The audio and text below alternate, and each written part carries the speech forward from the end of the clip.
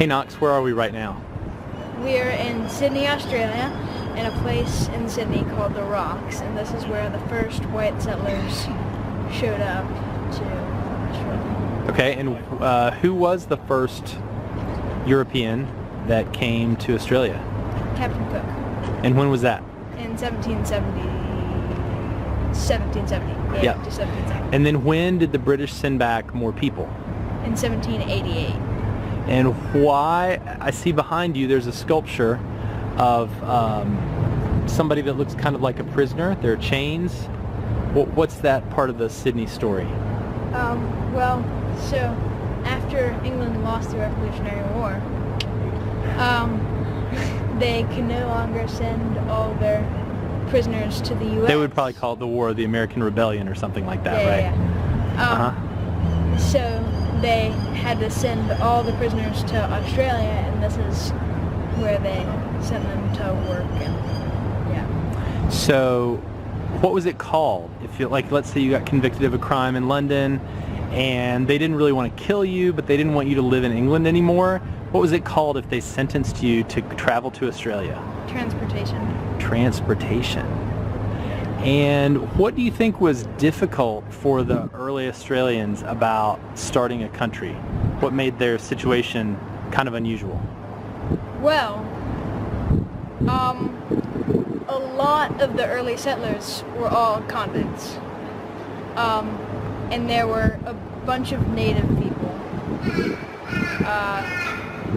So yeah, that's what. And also they're really far away from everywhere else in the world, so everything's going to take a really long time. Right, and the other thing that a lot of the signs and things here talk about is that the criminals, they didn't have lots of skills. Like their skills were thieving and pickpocketing, and they weren't like bakers and builders and farmers, and so they had a really hard time in the beginning.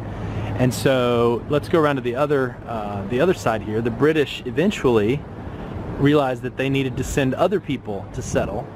So this other side represents the settlers that weren't just prisoners, right?